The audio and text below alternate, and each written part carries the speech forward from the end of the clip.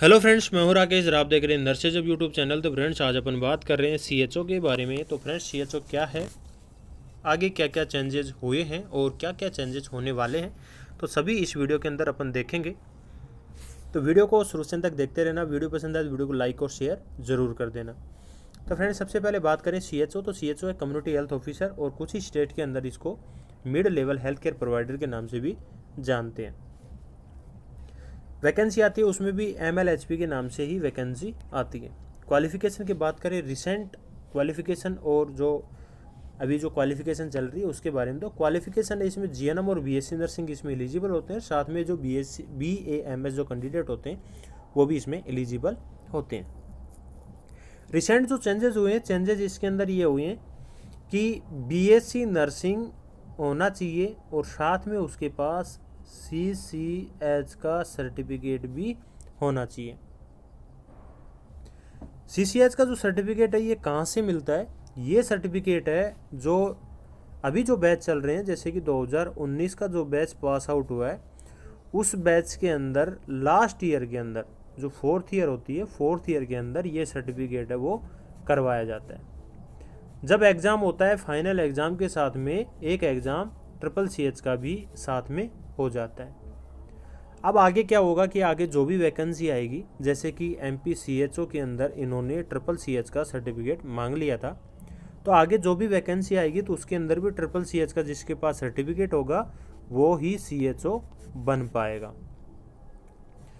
तो मेरा ये एडवाइज है कि अगर किसी का सिलेक्शन हो जाता है अभी जो रिसेंटली बैचेज में, तो उनको ज्वाइन कर लेना चाहिए अगर उसकी चॉइस CHO की है तो।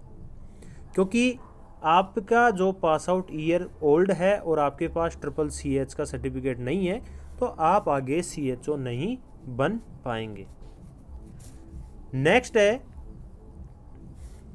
कि CCH जो पास कर लेते हैं उसको एक सर्टिफिकेट मिल जाता है, और सर्टिफिकेट से उनको 28 दवाएं हैं उनको लिखने की परमिशन मिल जाती है।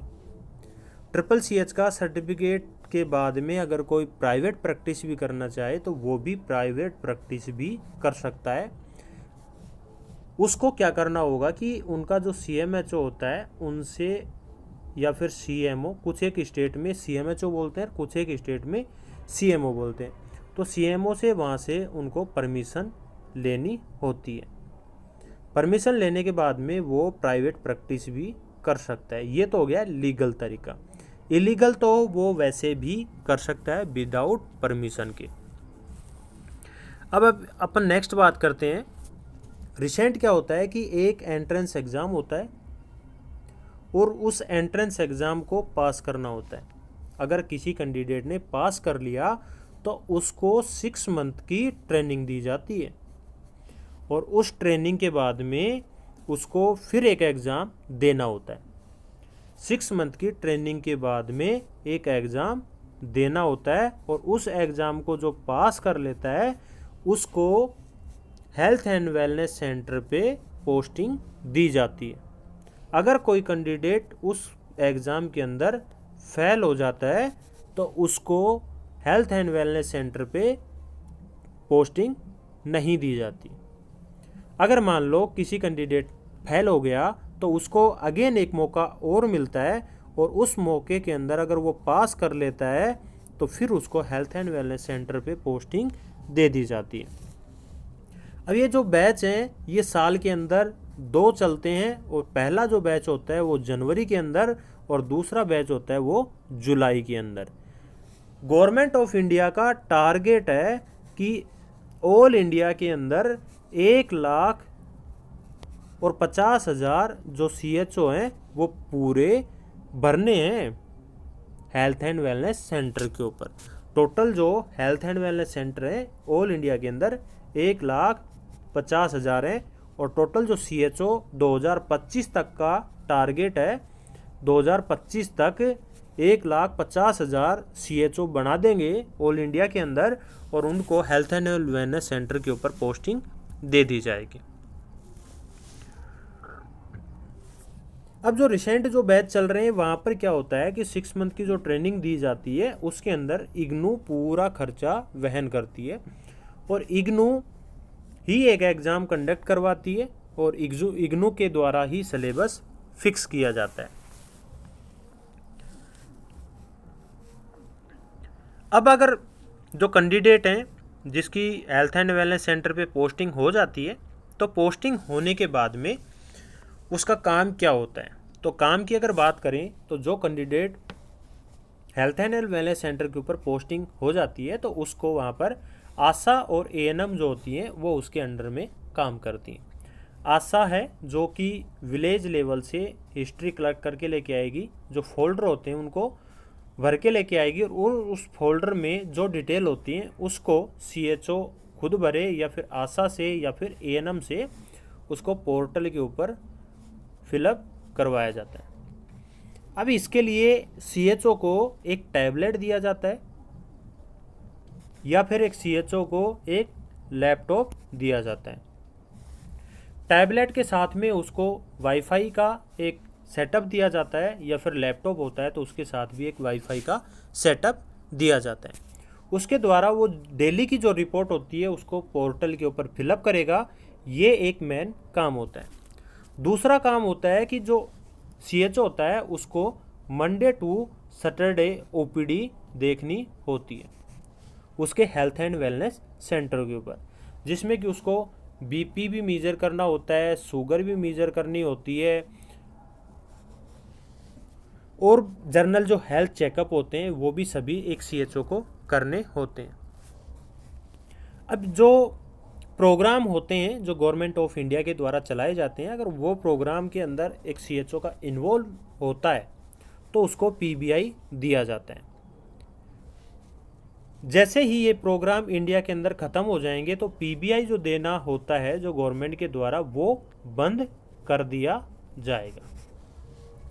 अब ये पीबीआई आपके काम के ऊपर डिपेंड करता है। जैसे कि हर स्टेट के अंदर 15,000 रुपये पीबीआई का दिया जाता है। सैलरी होती है, सैलरी के प्लस में आपको पीबीआई 15,000 दिया जाता है। अगर प्रोग्राम बंद हो गया तो आपकी जो 15,000 सैलरी है वो भी बंद हो जाएगी। अब अगर आपकी ग्रेडिंग अच्छी होगी तो आपको जो पीबीआई है वो अच्छा दिया जाएगा, पूरा दिया जाएगा। एक और इम्पोर्टेंट इसमें ये होता है कि ज्वाइनिंग के टाइम पे आपसे एक बॉन्ड साइन करवा लेते हैं और उस बॉन्ड के अंदर आपको एक टाइम ड्यूरेशन दे देते हैं 2 साल, 5 साल और इसकी एक अलग अलग अमाउंट आपसे साइन हो जाती है। पहला जो बॉन्ड होता है वो होता है 6 मंथ का ट्रेनिंग टाइम का और दूसरा बॉन्ड होता है प्लस में 2 ईयर का या फिर प्लस में 5 ईयर का। अगर सपोज करो कि आपने ड्यूरिंग ट्रेनिंग अगर आप छोड़ देते हैं तो आपका जो ट्रेनिंग का जो खर्चा होता है वो पूरा जमा करवाना होता है। या फिर आप ट्रेनिंग कंप्लीट करने के बाद आपने ज्वाइनिंग कर ली तो ज्वाइनिंग के बाद में जो बॉन्ड होता है वह बॉन्ड आपको जमा करवाना पड़ता है। कुछ एक स्टूडेंट के मन के अंदर एक डाउट होता है और मन में एक भ्रम भी होता है कि मेरा जो दोस्त है वो छोड़ के चला गया और उसने अभी तक 1 रुपये भी जमा नहीं करवाया। तो ये गवर्नमेंट के नियम है, आज नहीं तो कल, कल नहीं तो परसों, कभी भी आपसे वो बॉन्ड है वो जमा करवा सकते हैं। तो इस वहम के अंदर नहीं रहना कि मेरा दोस्त चला गया और उसने बॉन्ड जमा नहीं करवाया तो बॉन्ड नहीं भरा जाएगा। बॉन्ड है वो 2 साल बाद भी आपके पास आ सकता है, 5 साल बाद भी आपके पास आ सकता है। जैसे कि राजस्थान की बात करें तो राजस्थान में 5 साल का बॉन्ड और प्लस में 5 लाख रुपए का बॉन्ड दिया गया है। अगर आप 5 साल के अंदर अंदर अगर इस नौकरी को छोड़ देते हैं तो आपको 5 लाख रुपए है वो गवर्नमेंट ऑफ इंडिया या फिर आप एनएचएम राजस्थान के अकाउंट के अंदर आपको जमा करवाने होंगे। ये होता है एक बॉन्ड का सिस्टम। बस यही होता है मेन इम्पोर्टेंट जो बात है। और फिर भी अगर आपके मन में कोई सवाल होते हैं तो आप कमेंट करके बताएं हमें। हम आपके हर एक सवाल का जेन्युइन सवाल होगा उसका जवाब ज़रूर देंगे। आई होप कि आपको ये वीडियो पसंद आया होगा। वीडियो पसंद आए तो वीडियो को लाइक और शेयर ज़रूर कर दीजिएगा। Thank you.